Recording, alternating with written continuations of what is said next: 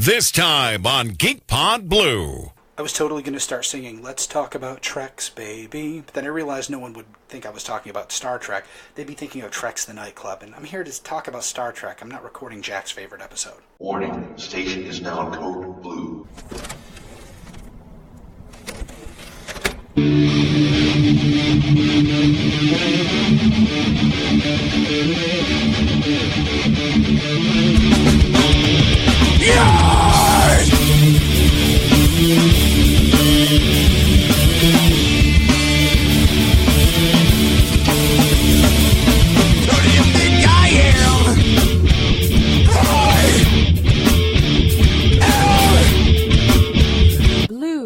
Hello, and welcome to this week's edition of GeekPod Blue. I am your host, Hugh, and I have about had it up to here. Now, we're going to talk about something. Again, change of plans. I keep putting off the story I wanted to do because, something happened over the weekend and something's happened the past few weeks that I kind of wanted to talk about. Now, it's not the convention. The Syracuse New York Comic Con went off without, mostly without a hitch. There's definitely were some hitches there. But it was a success. There were a lot of great people. We met a lot of great people. Especially got to know Tom, I'm going to butcher your last name, DeCiccio. It's Tom from the Geek Culture Podcast. He's one of the coolest people I've ever met. And I'm certainly hoping we get to work with him again in the near future. But also met a ton of great people and had a great time with our existing friends. It was a blast. But I'm not here to talk about that. Interestingly enough, I did not walk away from that with Concrud, but I did walk away noticing something that's got me thinking the past few days. Now, if you've not been paying attention to what's happening in media and television and things like that, for the first time in 12 years, there is actual Star Trek on TV. It happened this past Sunday night as the first premiere episode of Star Trek Discovery aired on CBS at 8:30 p.m. Now, there are a lot of people talking about the distribution model, which moved the second episode that same night to their all-access streaming service, and all episodes to come are there. And that's crazy and maybe a boneheaded move, but we'll get to all of that, okay? I know this. A lot of people that listen to the show don't like Star Trek, aren't really interested in it. And that was kind of brought to the forefront because while we were at the convention this weekend, I realized I never see any Star Trek cosplayers anymore. And, I'm kind of wondering what the hate is for Star Trek. What's with all the hate? Now, let me kind of, bring you back to the late 80s, early 90s when, there really wasn't any sci-fi on TV. We had Highlander, which was pretty good. I think there was one called Animal Man. I mean, there was a couple really bad shows. Nightman, I actually liked Nightman a lot, but it was an awful show. But there wasn't a lot of good stuff. And then, Star Trek The Next Generation came around. Now, for years after that, there was always Star Trek on TV. We had Star Trek conventions right here in Syracuse. In fact, William Shatner himself actually visited Syracuse. I met the man. I shook his hand. He wouldn't visit this city now. It would never happen.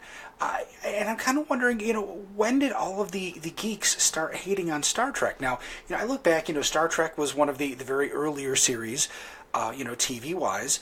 It disappeared for a little in the late 60s, but came back in the 70s, with the movie series. Now, we had Star Wars come along, and Star Wars was big and bombastic and exciting.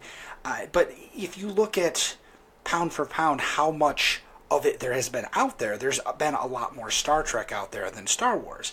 Now, I'm not saying that Star Trek fandom should be as big as Star Wars, but I find it odd that something that was a cultural touchstone for so long has almost no representation now in today's modern geek culture.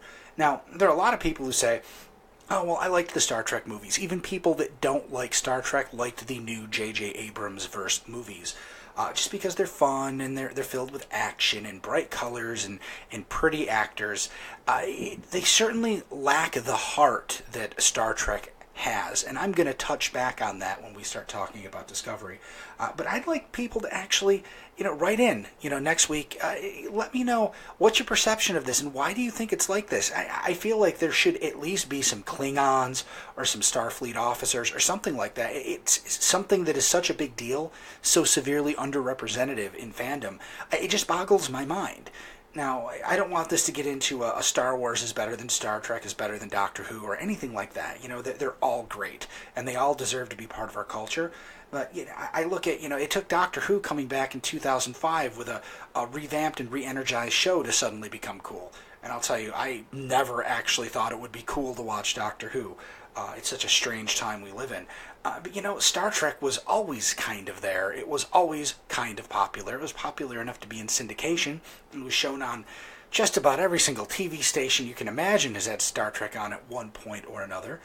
You have things like, who hasn't said, "Beam me up, Scotty," or "He's dead, Jim"? Well, maybe some people haven't said "He's dead, Jim," but I'm willing to bet just about every person out there, even people who are too young to have really watched Star Trek, have said "Beam me up, Scotty." You know, it's part of the cultural zeitgeist, and you certainly can't ignore the impact that Star Trek has had not only on fandom and culture, but things like science. You know that NASA was very inspired by the original Star Trek, and are you telling me that the guy that created the Star Trek phone wasn't saying, "I'm making a real-life communicator," and just made it flip down instead of up so he didn't get sued? I mean, the reason we probably have cell phones now is because some really smart guy at Motorola, most likely, saw those communicators on the original series and said, "That's what I'm going to make when I grow up." So please, if you have some ideas as to why there aren't just more Star Trek fans out there, I'd love to know. Because I do find it a little mind-boggling. I'm used to being on the skinnier end of fandom, considering, up until 2005, I was still a hardcore Doctor Who fan. But I kind of thought Star Trek, especially on the heels of a brand new TV show, would have been out there a little bit more. Now, to specifically discuss that, let's talk about Discovery and how it's different. Now, I have watched the first 2 episodes. I'm going to try to stay spoiler-free as much as I can because I know at least our good friend Anthony Iglesias has not watched the second episode yet, and I certainly want to give him a chance if he decides to go forward with it. But without giving too much away, this first episode, I can tell you what it felt like. It felt like Star Trek. It felt like the J.J. Abrams slick production values. Everything looked beautiful. Everybody was acting great. But it had that heart that the movies sorely lack. And again, I don't mean that as a diss against them. I'm not trying to say that only Shatner can play Kirk.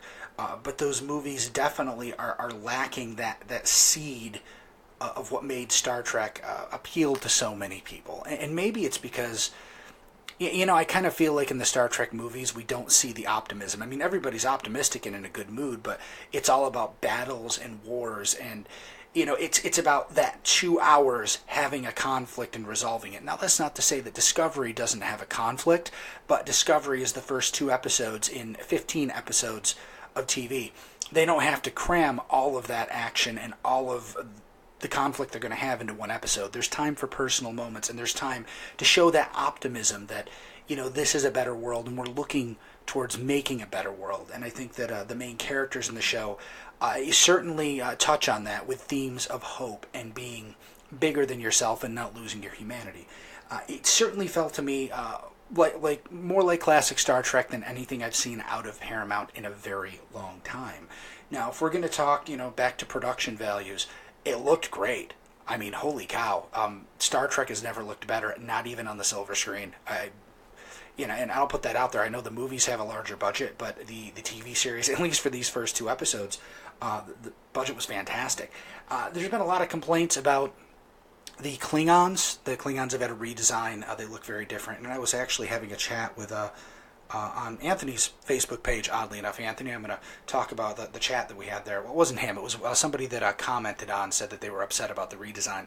And, it got me thinking about it. If you think about the Klingons, the ones we're most familiar with are the Star Trek The Next Generation ones. The ones like our good friend J.G. Hertzler played General Martok, the one with the very pronounced forehead ridges. And it was basically determined or revealed in an episode of Deep Space Nine called Trials and Tribulations that the reason the Klingons from the original series, which didn't really have those pronounced ridges, all the way up to the Next Generation timeline, have them is some genetic mishap or something that changed Klingons, or we assume all Klingons. Now, this person, and other people, it wasn't just this person, was, basically saying, well, I don't know why they went with such a redesign. It looks stupid. And they're right. 10 years from now, because this show's set about 10 years before the original series, Klingons are supposed to go back to not having forehead ridges. Well, I think that possibly they were in a corner, because you can't do big forehead ridges like Worf, because we know for a fact that hasn't happened yet. And if you do, you'll piss off fandom. You can't follow the original series track of taking white guys and putting brown face paint on them, because while you might be able to get away with that in 1965, you cannot in 2017. That's just not something you do. You also can't just cast African American actors in the roles, because then the Klingons become the black people of the Star Trek universe. And oh well, they're warlike and they're that's not going to work. There's no politically correct way to do it. There's no canonically correct way to do it. You're either going to be racist, piss off the fans. I mean, there was no solution to this. So they went and decided to redesign it, and it looks to me like maybe they just decided to make a badass-looking character. I don't think that's a bad thing. I think that a majority of the comments I've seen on the internet definitely call that out, and I wish that more people realized that they were between a rock and a hard place, because you can't really follow any of the established looks for the Klingons in this show because of where it's set. It just isn't going to work. But that was a minor quibble. I mean, it's not my favorite design, but it also doesn't suck. It's just a little weird. We certainly get to see more Klingons. There are black Klingons, brown Klingons, even an albino Klingon. Certainly a plethora or smorgasbord of Klingons, if you will. I found that quite interesting to find that there's far more diversity in the Klingon genome than we thought. And beyond that, I guess it's hard to do it without giving stuff away. But the show was really good. I have no complaints about it. In fact, the main character being Sonequa Martin Green's Michael, interesting choice of name considering Michael is a girl, or so it's assumed. This is, first of all, it's our point of view character. It's not the captain of the ship. In fact, by the end of episode 2. Not even on a ship at all, and I'll just have to leave you guys to actually watch it and figure it out. But trust me, this main character ends up in a place by the end of the second episode that you've never seen, or at least I've never seen a main Star Trek focus character end up before. It's going to be an interesting journey and ride, to say the least. Now, the producers have said that they feel like those first 2 episodes are really just a prologue, because we don't even see the ship Discovery at the end of episode 2. Doesn't happen. That's what's going to happen in episode 3. But they felt that we really needed to see these characters' motivations, and we needed to see how they got to where they were going to start in order for it to make sense. And considering it just seemed like a really good, big 2-hour Star Trek movie, I've got no complaints. I am along for the ride. You might just think that I'm saying that because I'm soft on Star Trek, and full disclosure, I have always and will always been a big Star Trek fan. But I think that I can separate, fanboyism from when something's really good. And I think the critics kind of mirror what I'm saying. They're saying that it's a good start. They're not sure about it, but it certainly looks good. It's a lot more serious than old Star Trek, but I think a lot of people were concerned it was going to go the DC route and become grimdark, and that didn't happen. It's definitely dark. It's more realistic, and it's gritty, but it still has the fun, optimistic heart of Star Trek, and that is the balance I was concerned they wouldn't be able to achieve. At least in these first 2 episodes, I'm blown away by the fact that we can get a dark, gritty Star Trek that doesn't lose the soul of Star Trek. And I implore you guys, check it out. If you're even a little bit interested, even if you're not a Star Trek fan, I don't think you're going to be disappointed. Apparently it has racked up pretty good ratings, 10 million people live on CBS, and the All Access CBS app has seen a record number of subscriptions, eclipsing even the Emmys, which was their last big and their biggest so far rush for people signing up. So if you get a chance, check it out. I don't think you're going to be disappointed. Which is going to bring us to the other interesting thing about the fact that now there's, actual Star Trek on TV right now. But it's felt like there's been Star Trek on for the past 3 weeks, and that is because Seth MacFarlane's Orville has debuted on Fox. And what an interesting dichotomy of a show. Something that looks like it's going to be a parody, but actually ends up being more like the source than, the recent giant big blockbuster movies. Now, let me kind of set the stage for you, again, without giving away too much. You see a lot of comedic elements in the commercials and trailers, but this is an hour-long show. It's not a half-hour comedy, which means when the premiere was coming out, they showed all those little funny bits. I mean, that was all the funny bits from that premiere. The rest was, I don't want to say dramatically serious, but it was dramatic. It was a story being told, not all for laughs. What's interesting is they found a good balance. I did not think you could put dick and fart humor into a Star Trek show and have it work. But oddly enough, it's not really pulling me out. It's a little weird at first, but it's almost like That's what I'd be like if I was on a starship in the 22nd century, or that's what Paul would be like. It almost strikes me as a little more real than the old Star Trek shows, because, I mean, everybody can't be that damn perfect, right? The bigger thing here, though, is if you watch the Orville's first 3 episodes, the critics were saying, bashing episode 3 a ton, because they had seen the first 3 episodes, right out the bat. Now that fans have seen it, there actually are a lot of people who are saying the critics are wrong, because it's not that Seth MacFarlane doesn't get it, it's the critics that don't get it. And the reason is, the 3rd episode comes out swinging for the fences. It wasn't just, they have a running gag with drinking beer at really inappropriate times, or jokes about sex and things like that. You think it's going to kind of run and it's all going to be light and fluffy, and then they go head on and tackle, the morality and ethicality of, sexuality, of is it right to change somebody's gender or change something about them based on cultural expectations of their race. While it still has a lot of jokes and there's still some humor in there, they actually tackled a pretty serious subject. Now, did they do the absolute best job of tackling things like transgender rights? Absolutely not. You know why? It's a comedy sci-fi show on Sunday nights at Fox, created by the creator of Family Guy. If you want to have an actual in-depth exploration, you should be looking at scientists or leaders. Well, maybe not that. But there are other places that you want to look for that kind of thing. This wasn't envisioned, or at least the public did not think it would be tackling things like this.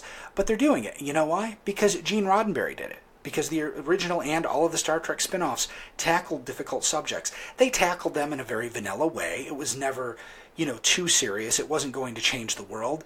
But they weren't afraid to do that. And Seth MacFarlane is showing that this show isn't just going to be dick and fart jokes and inappropriate drinking. They're also going to tackle real human problems that reflect our society, just like all of the original Star Treks did. And I have to say, considering it came from the creator of Family Guy, it didn't have to go this way. They're making a better show than I thought they would or could or would aspire to, and I'm very impressed. Now, I'm also impressed by the fact that they have not been sued by Paramount yet, because if you've watched the old Star Trek series, and when I say old, I don't mean the 1960s, I mean everything from Next Gen forward, and then you watch the Orville, you're immediately going to feel like you're putting on a nice, warm, comfortable sweater, because it's as if they went to the Star Trek Voyager School of Incidental Music Writing and copied everything, because it sounds like Star Trek. Right down to the title sequence sounds. I mean, now the title sequence is going to be in my head right next to the Deep Space Nine theme song is, one of my favorites, because it sounds like, if I didn't know this was the Orville, I'd say it's a Star Trek theme song for a new show. Even the music going out to commercial and back from commercial, the incidental stuff, sounds like stuff you would have heard on those 90s Star Trek series. I mean, if I would be impressed if the actual people aren't writing it, because it sounds like something they should get sued over. I really don't know how they're not, except for the fact that they're also being incredibly respectful to the source. But yeah, right down to the music. I didn't even realize I noticed that I knew how that music went when they went to commercial. It's not the same tune every time. It's the way they write it, the way the crescendo goes. If it's an action scene that they're breaking away, or a cliffhanger, or whatever it is, there's a certain way that Star Trek music was handled all throughout those series. And yet they've nailed it. It's so bizarre. I almost feel like it needs to be like a mirror universe version of Star Trek and considered canon, because it's really that close. But if you've thought about watching it and you haven't caught the Orville yet, please don't let the critics dissuade you. Give it a try. I mean, it's on Fox On Demand. Watch the first 3 episodes, see what you think. I think we're going to be in for an interesting ride. Now, the premiere was one of the biggest premieres Fox has had in years. However, after the first 2 weeks where they had the football lead-in, it did drop. However, people are saying, oh, well, the ratings came down to earth. Well, here's the thing. It follows Gotham now. It improved on Gotham's rating, and Gotham is one of their big shows, so it's actually keeping the audience. We're also right now not seeing the live +3 for the 3rd episode. That's going to go up. So if I had to guess, I would say that the Orville is probably in a safe place right now, because the ratings are decent. If not healthy, they may even be healthy. you also have to remember that, Fox pretty much, will let Seth MacFarlane do whatever he wants, as long as they're not losing money and he wants to do the show. I think it's going to be fine. So I think this is going to be around for a while. Please, I implore you, especially if you don't like Star Trek, check this out, because it's different enough that you might just enjoy the dick and fart jokes. But you also might find this is one of the most unique shows on television right now, a mashup of genres I don't feel we've seen since Spaceballs. And that certainly is fairly significant praise, in my opinion. Now, I am going to step off my soapbox. I've said all I have to say about Star Trek, I think. But there are still a few things that we do need to talk about, and that would be the news for your ears.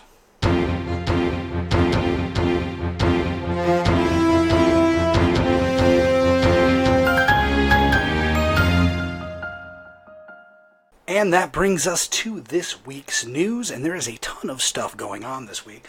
First of all, I'm going to give away a spoiler for Marvel's Legacy 1 that has pretty much been publicized just about everywhere. If you haven't actually read the book, it's certainly worth picking up. There's a lot of changes coming to the Marvel Universe in the upcoming year. But one of the big ones is the return of Wolverine. Now, I'm not talking about X-23 Laura Kinney, the female Wolverine. I'm not talking about Old Man Logan from the alternate universe Wolverine. I'm talking about original Wolverine. He shows up, not really an explanation for it, but it certainly seems like some people in the X family are aware of it when it happens. I'm sure we're going to find out about it. It does bring me to think, though, as I said a while back when we were hearing rumors about Wolverine returning, years ago, because I don't think you can be mad about this. He's been gone for a long time. Usually they kill somebody and they're back in 3 or 4 months. Wolverine's been dead for years. So I'm okay with the length of time that they did it. What I'm concerned about is what happens to the other Wolverine characters. Now, I think X-23 is going to be fine. However, it occurs to me that now having a middle-aged Wolverine and old Wolverine might be a little bit too much Wolverine, if you believe that's a possibility.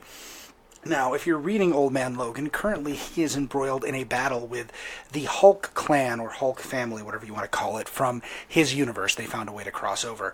And the timing of this, it's so suspect, because it causes me to believe that maybe by the end of this arc, Old Man Logan is going to bite the dust. The reason I think that, and this is not based on any insider knowledge or extensive study, it's simply the fact that Old Man Logan has spent his entire run trying to forget about what happened in that other universe so that he can start a new life free of that baggage. He finally gets to that point, and the Hulk family shows up and pulls him right back in. So it would almost be, poetic for him to die, ending that same threat to his universe that has now entered ours. I just think that it kind of means that, we're losing some possibilities here. I'm imagining all three, the 3 Logans, like a sitcom, living in an apartment together. All 3 of them are the grumpy one, but Laura's the one that's always right. I think there's a lot of comedy potential there, and teaming them up with like Deadpool, holy crap, that would send Deadpool for a loop. He wouldn't know what to do. But we'll have to wait and see. I am a little concerned we're going to lose one of those, and I think the idea of bringing Old Man Logan in from an Elseworlds one-shot type thing was awesome, and I'd kind of like to see him stick around. There was something else I noticed about the comic as well. If you look at they weren't really previews, they were just the covers for upcoming books that tie into Legacy, and one of them talked about, it was a cover for Deadpool, and I forget what it actually said, of not On the Lam or Wanted. It was something to the effect that, he was a wanted criminal. Now, we all recall that Marvel said that Deadpool was going to go back to his mercenary ways, and I was concerned that he was actually going to become, a bad guy again, kind of like he was when he first showed up. And I thought it'd be awfully sad now that he's worked so hard to get that Marvel heroes to kind of look at him like a hero, to just throw that away voluntarily. Well, Legacy shows us that he is being pursued by the FBI for his murder of Phil Coulson. Now, he was doing that at the behest of Captain America, the Hydra Cap at the time. It does not look like they are taking into account that, some folks didn't know that he was an altered Captain America. Some of them just thought he was the hero and he was finally standing up to do something about the world, and didn't realize that he was actually the bad guy. So it looks like they're holding Wade Wilson responsible for that murder. I'm not saying he should get off scot-free, but it looks like that he's kind of forced into a situation where he can no longer be a hero. So that could actually lead to some interesting stuff. He was even doing some soul-searching in this episode. which is not something you generally see Deadpool do a lot of. So I'm looking forward to what the Marvel Universe has in store for us coming up. Also this week, according to Variety, it has been reported that Disney would not let ABC cancel Agents of S.H.I.E.L.D. after Season 4. Apparently ABC wanted to, the ratings were kind of they were stagnant. They wanted to get rid of it, and Disney was like, nope, you're not going to do that because we own you. It's certainly interesting, considering the fourth season was the strongest season they've had. I'm wondering how long Disney will let Agents of S.H.I.E.L.D. stay on TV if Disney wants it, ABC doesn't. It might lead to some interesting standoffs. I think at the end of the day, though, you have to do what the mouse wants. It's the mouse's house, and he rules. Next up today, Wednesday the 27th, Amazon released too many fucking devices, and I don't even care. If you'd like to know, Google search it. Or ask Alexa. I'm sure she'd be happy to tell you all about them. Seriously, there's like 7 or 8 different Amazon Echo things. It's ridiculous. Next up, Skyrim is getting a survival mode. Bethesda is going back in, and they are going to be adding a hardcore mode that takes things like fatigue, cold, and hunger into effect. So if you're in an area that's really cold, you're going to have to watch how cold you get. You're going to have to eat occasionally. They didn't comment on whether or not you were going to have to piss every once in a while. But, it's kind of expected, because as Bethesda generally does, and I hate to say this because I love them, but this survival mode exists in 200 different mods created by the community, and now Bethesda is going to release basically the same thing that the community already created for them. I hate to down it. I love Skyrim, I love Bethesda, but guys, it's time to work on new shit. Really, please, get on with it. Next up, everything seems to be pointing to the new X-Men movie, X-Men Dark Phoenix, being a 2-parter. I did not see that coming. Olivia Munn made some comments yesterday about this being a 2-part movie, and now the industry is all abuzz with, is that really the case? It seems like everything is getting split into 2 parts or 3 parts these days just to make more money. I mean, if they've got enough story to go with it, run with it, I guess. The X-Men movies have been hit or miss, but generally enjoyable, so if they want to take some extra time to tell that story, I guess it's good that they're planning it now, rather than after seeing how much money that the first part made, like It. Wink, wink. Speaking of It, you may not be aware of this, but apparently Burger King in Russia is suing to have It banned. Yes, It the movie, It, based on the Stephen King novel with the antagonist Pennywise the Clown. They are suing to have the movie banned because they say Pennywise looks too much like Ronald McDonald, and it's equating to free advertising for one of their competitors. I'm not kidding. This is a real story. I couldn't make this stuff up. I don't know about you guys, but personally, neither Ronald McDonald or Pennywise make me want a hamburger. They're both creepy-looking clowns. That does not make me hungry. It doesn't make me go, ooh, French fries. That just doesn't work. So I don't really feel that this particular lawsuit holds any Coca-Cola, as it were. However, I will say that Burger King is the one of those 2 restaurants that really has the cool mascot, because the Burger King, come on, he's cool. I played Sneak King on the Xbox. You guys remember that? The game where you could actually take control of the Burger King and go around like stealing hamburgers or giving people hamburgers. I forget what it was. But you had to not get caught. That was seriously fun, and it was like free. They gave it out at Burger King. I thought that was an awesome promotion. But hey, that's just my opinion. Your mileage may vary.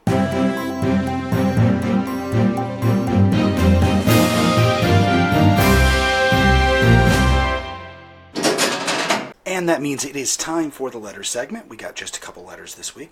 First of all, Al Sedano wrote in, and he says, "Hey Hugh, here's my new question. What are you looking forward to? What are you more looking forward to? The Justice League movie or Young Justice Season 2? Well, Al, this might disappoint you. I would have to say the Justice League movie, because I have never watched Young Justice. Not on purpose. It just kind of skipped by me. I missed it. The first 2 seasons. I hear it's fantastic, and I think I sat down and tried to get my she's 6 years old now, but when she was 5, tried to get Avery to watch it, because I wanted to catch up on the first 2 seasons before the 3rd season came out, and I think we got through like the first 2 episodes, and I thought it was really good, but she just got off my lap and went on the floor and started taking all the clothes off her Barbie. So She didn't have any interest, and of course she kind of controls the TV in the living room most of the time. So I just haven't had a chance to get back to it. I hear it's a fantastic show, and I feel that I am lacking because I haven't had a chance to watch it. Thank you very much, Al. I appreciate that question. We're going to move on to the other letter this week, and if any other letters come in later today, I will save them for next week. I am recording this a little bit early, just so I have time to put together my awesome Metal Arts AT-AT Walker. It was an AT-AT Walker model that I got at the convention this past weekend, sold to me by Heather Seaman Daly of Wibbly Wobbly Timey Wimey Doctor Who Shop. And I got to tell you, I'm having such a blast with this little metal air thing. I'm going to buy like all of them and put them together. I didn't think my big, thick sausage fingers could actually do stuff that small. Anyway, on to the next question. Nick says, hope everyone enjoyed the con. It was awesome to see everyone from GeekPod. It was awesome to have a table right next to you guys. Yeah, I can imagine that was pretty cool, Nick, having your own table for the first time.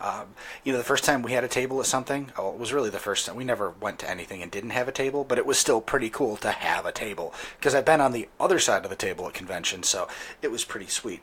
He says, are you going to watch the new Marvel Gifted? Yes, I am. I was just reading reviews of it today, and they say that it does a pretty good job. It's a fun show set in the X-Men universe that doesn't actually have any of the famous X-Men in it. But for what it is, it's a lot of fun, and apparently Stephen Moyer kind of steals the show. They did say that the superpowers aren't super impressive. One of them was described as the ability to wrap super strong bubble wrap around things. And I don't know. I didn't really read the review too deeply because I don't want to spoil myself. But overall, they're saying that it's good, so I am definitely going to check it out. There's a good track record with X-Men TV shows right now. We've got Legion, which is fantastic, and going to have to wait and see what they do with Gifted. Next question, does a spoonful of sugar really help the medicine go down? Well, it's better than a spoonful of salt, better than a second spoonful of medicine, which just adds to the problem. Also, sugar probably not as good as a spoonful of garlic. I think that would pretty much hit the spot for me because I love garlic. But I'm going to say if you have to take some medicine and it doesn't taste good, you could do worse than a spoonful of sugar. And Nick's last question, and finally, what's your favorite Marvel movie? Probably Civil War. That's my favorite so far. Just because it was so many things coming together, it felt so much bigger than itself. I mean, Winter Soldier was fantastic too, but I think Civil War really took the cake for me. It was what Marvel could be as far as a big event movie on the screen, not just they're big event summer event movies, but I'm talking about taking an event from the comics, like Civil War, which was a long arc. With a lot of bad things in it the comic readers didn't like. They kind of distilled that into a movie that made sense and really worked. So I was blown away by that. It opened up so many possibilities. And so, yeah, I'm going to say as of right now, I think Civil War is my personal favorite. Thank you very much, Nick, for writing in, and I look forward to you guys' letters next week. Now, that's going to wrap things up for me today. Make sure you tune in next week when I will bring you the true sordid story behind Scrooge McDuck and Mrs. Beasley. Till then, tuck and roll, kids. GeekPod Blue is a GeekPod Network production. Executive producers Paul Showens and Hugh Allen. Concept created by Paul Showens and Hugh Allen. Intro is Opportunity by Jamus Breed. Closing is Bucket by Jamus Breed. Both licensed for use by Dennis Johnston. Want to help the show? Leave a 5-star rating on iTunes. GeekPod can be reached at contribute@geekpod.com or send us a tweet at GeekPod. That's G33kpod. You can also find GeekPod on Facebook and Instagram. G33kpod. That's G33kpod.